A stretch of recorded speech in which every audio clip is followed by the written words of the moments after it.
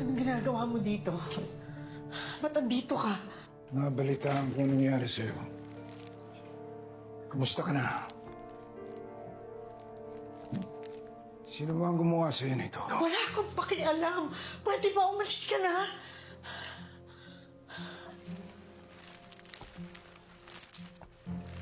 Kailangan mo ba ng tulong ko? Nandito lang ako. Ikaw ang nagbayad ng lahat ng tono. Sa ganitong paraan man lang makabawi ako sa ina ng anak ko. Yung mamalasakit lang. Hindi ko kailangan ng malasakit mo.